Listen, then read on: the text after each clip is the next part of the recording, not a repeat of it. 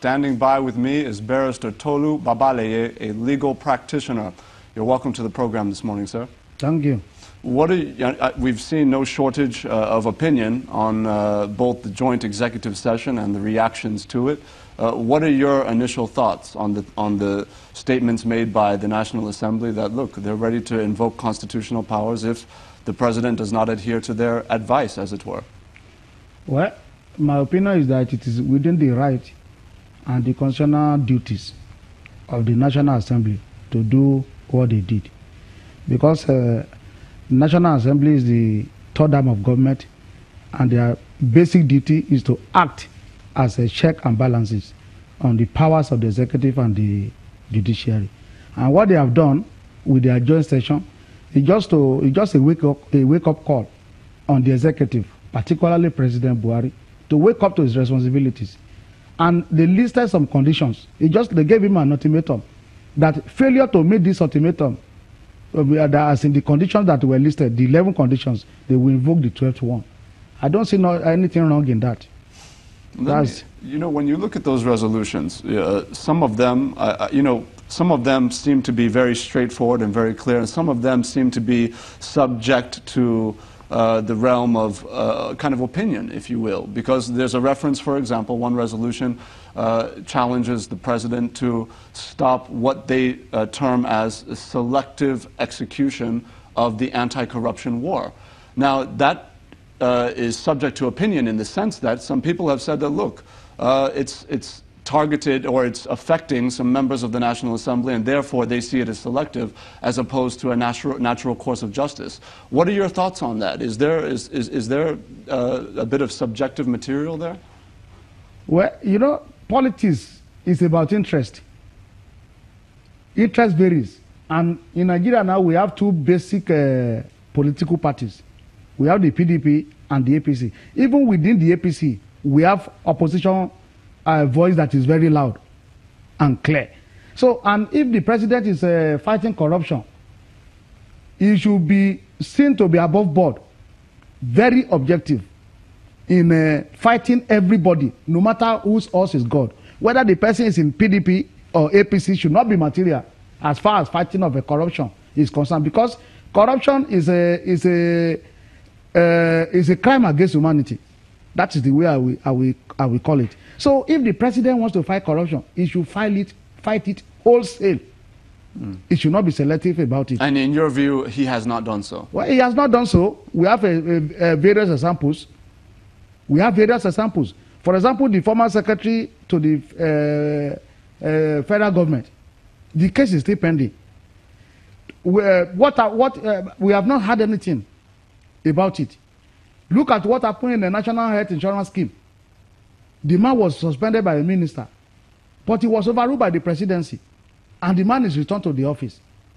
With that kind of weighty allegation, one expects that the president will order a comprehensive investigation, and you are supposed to be briefed comprehensively. Let them give you the report before you can order the man back to the seat, where he is alleged to have used his office to, corrupt the system.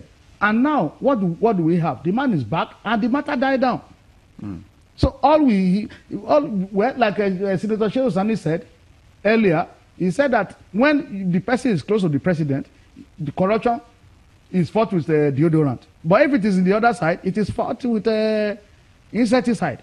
Looking at both sides now, certainly within the executive, there have been claims that, look, there have been times in which maybe some high-level officials have looked the other way when some members of the executive have not done, kind of the right thing. But you see the same kind of thing playing out also in the National Assembly. We've seen a court ruling very recently saying, look, you're only able to suspend your members 14 days. Of course, we now know that certain members had been suspended up to 180, and they happen to be those who had dissenting opinion from principal officers of the National Assembly. Is it not contradictory that the resolution of the joint executive session of the National Assembly is challenging the executive on the issue of persecuting those with contrary opinion when such is happening even within the National Assembly? Well, you know, until the court gives a judgment, you don't know that the judgment is actually, that you don't know the position of law. Before the suspension of Honorable Abdul Mumuni, people have been speculating that they only have 14 days. You can only suspend a member for 14 days. This and that. The matter was in court for a very long time.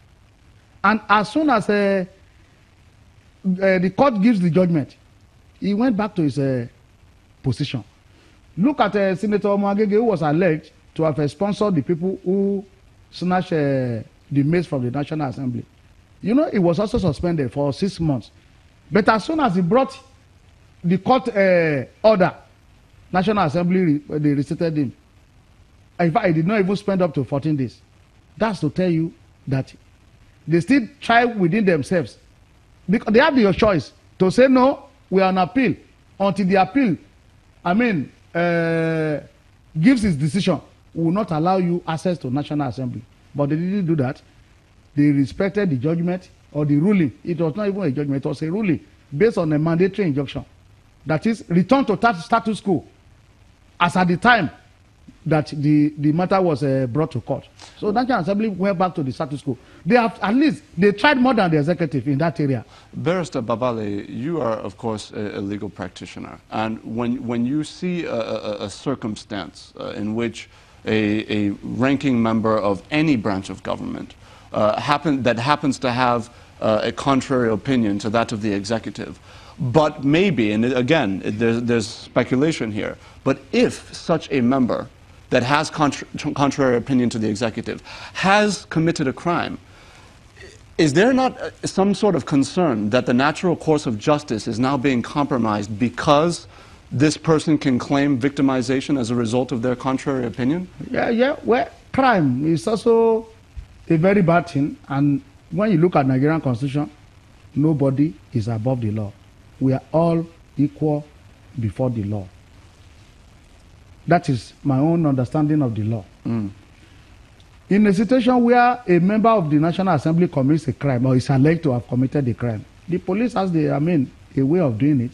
Such a member should be invited.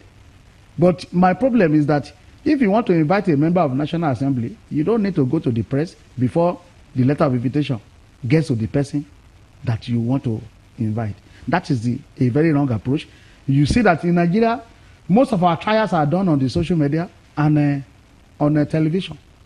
So, and when it gets to the retrial, you discover that there's nothing to show for it. In this kind of, for example, I'm very sure you are referring to maybe case of Saraki. There are so many different examples. Many different examples. Sure. Like the case of Saraki, he is a president of the Senate.